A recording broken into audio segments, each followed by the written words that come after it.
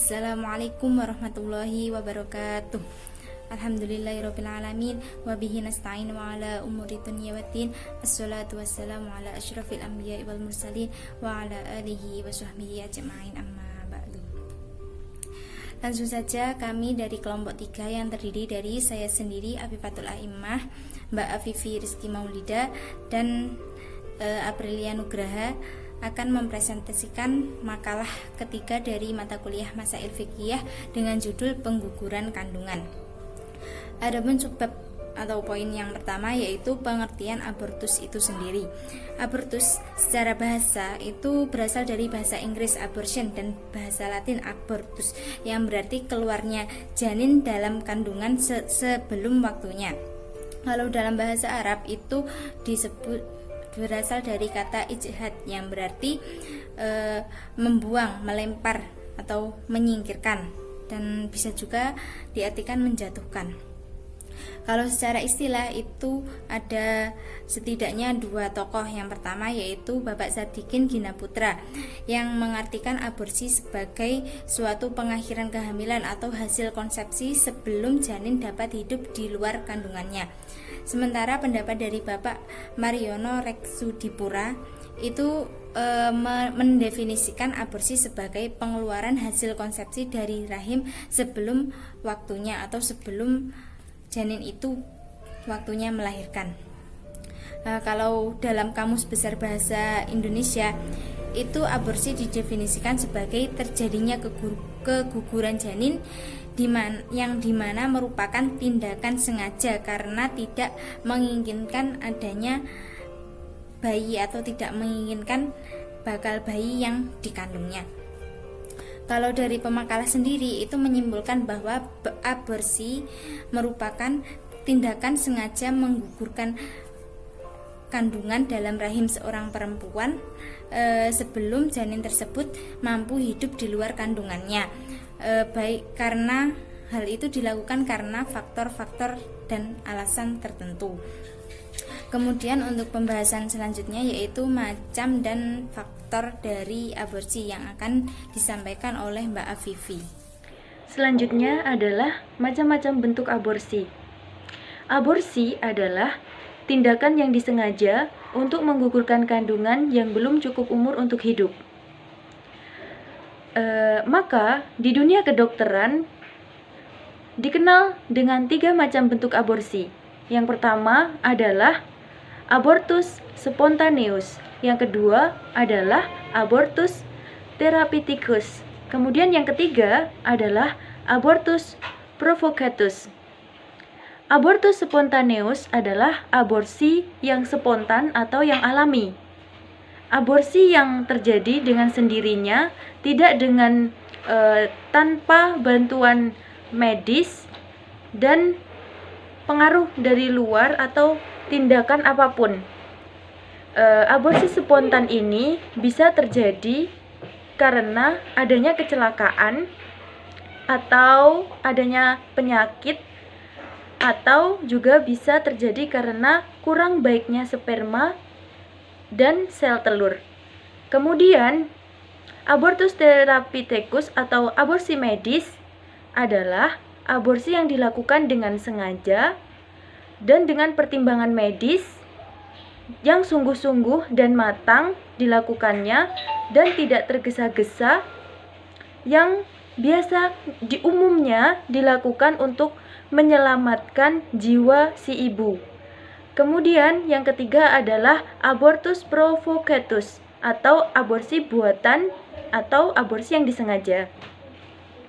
Aborsi ini dilakukan dengan sengaja, dengan sadar, yang dilakukan oleh si pelaku aborsi dan si ibu. Dan pelaku aborsi di sini itu bisa seorang dokter, bidan, atau dukun beranak. Aborsi yang dilakukan secara sengaja ini atau buatan ini adalah salah satu macam aborsi yang ilegal, dan aborsi ini juga dianggap sebagai tindakan pidana, dan baik pidana hukum umum atau pidana hukum Islam. Di sini saya akan menjelaskan tentang pandangan Islam tentang abortus. Yang pertama yaitu uraian Al-Quran tentang aborsi. Uraian Al-Quran tentang proses pembuahan tidak diungkapkan secara terinci mulai dari awal sampai akhir, melainkan dikemukakan secara umum dan global. Ayat yang biasa dijadikan sebagai acuan Quran Surat Al-Isra ayat 31 dan 33. Selain itu juga ada Quran Surat Al-An'am ayat 151. Di sini saya akan membacakan ayat dari Quran Surat Al-Isra ayat 31. Bismillahirrahmanirrahim. Wala taqtulu auladakum khasyata imlaq. Nahnu narzuquhum wa iyyakum. Inna qatlahum kana khita'an kabira.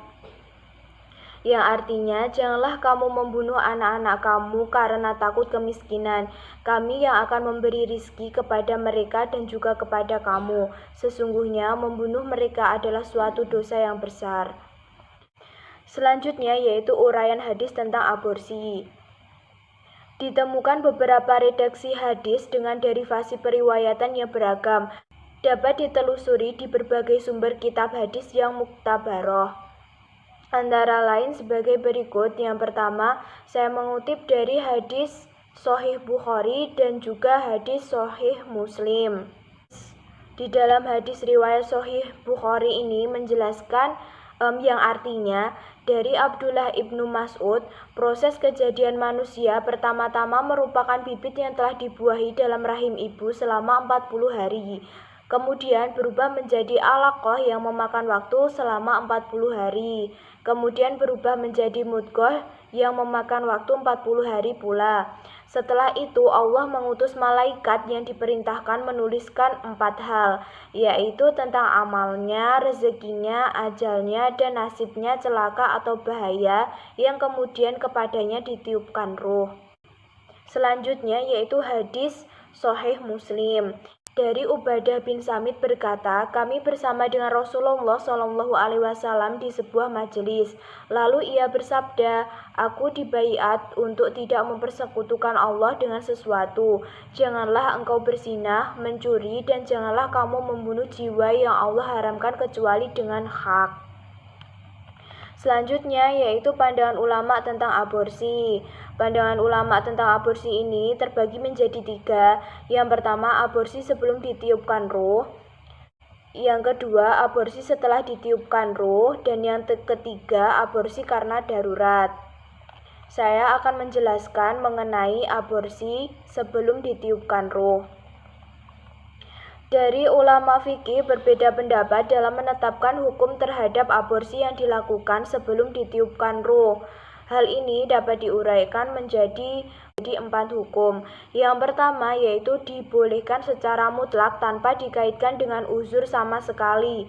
Pendapat ini dikemukakan oleh ulama mazhab Zahidiyah sebagian mazhab Hanafi dan sebagian mazhab Syafi'i. Yang kedua, dibolehkan apabila ada uzur dan makruh hukumnya apabila tanpa uzur.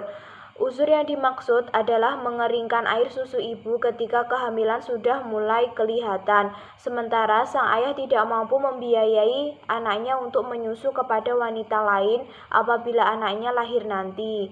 Pendapat ini dikemukakan oleh sebagian mazhab Hanafi dan sebagian mazhab Syafi'i. Selanjutnya yang ketiga makruh.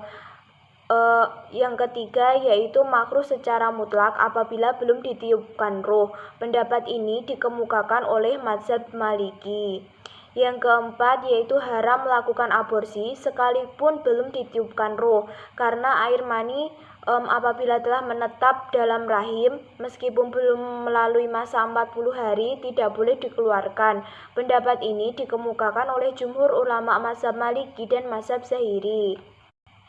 Selanjutnya, aborsi setelah ditiupkan ruh. Ulama fikih sepakat bahwa melakukan aborsi terhadap kandungan yang telah menerima roh hukumnya itu haram. Mereka mengemukakan alasan sebagian keumuman makna dan firman Allah Quran Surat Al-Isra ayat 31 dan 33 serta Quran Surat Al-An'am ayat 151.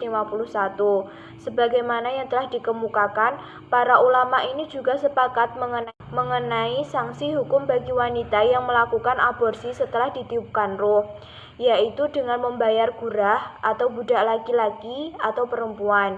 Demikian pula jika yang melakukan orang lain dan sekalipun suaminya sendiri. Di samping membayar gurah, sebagian ulama fikih di antara mazhab Zahiri bahwa pelaku aborsi juga dikenai sanksi hukum kafarat, yaitu memerdekakan budak dan jika tidak mampu wajib berpuasa selama 2 bulan berturut-turut, dan apabila masih tidak mampu juga wajib memberi makan fakir miskin 60 orang. Kemudian yang terakhir yaitu aborsi karena darurat. Aborsi yang dilakukan apabila ada unsur yang benar-benar tidak mungkin dihindari, yang dalam istilah fikih ini disebut dengan keadaan darurat, seperti apabila janin dibiarkan tumbuh pada rahim akan berakibat kematian pada ibu. Ulama sepakat bahwa aborsi dalam hal ini hukumnya mubah. Kebolehannya ini guna menyelamatkan nyawa sang ibu. Pendapat ini didasarkan pada sebuah hadis yang diriwayatkan oleh Imam Ahmad bin Hanbal dan Ibnu Majah bahwa Rasulullah SAW menganjurkan agar orang jangan berbuat sesuatu yang membahayakan diri sendiri atau orang lain. Kaidah fikih juga mengatakan bahwa apabila terdapat dua hal yang merugikan, padahal tidak mungkin dihindari keduanya, maka harus ditentukan pilihan kepada yang lebih ringan kerugiannya. Apabila aborsi dilakukan karena sebab-sebab lain yang sama sekali tidak terkait dengan keadaan darurat, seperti yang menghindari rasa malu atau karena faktor ekonomi, maka hukumnya haram. Sekian presentasi dari kelompok kami. Apabila ada kurangnya, kami mohon maaf yang sebesar-besarnya. Wassalamualaikum warahmatullahi wabarakatuh.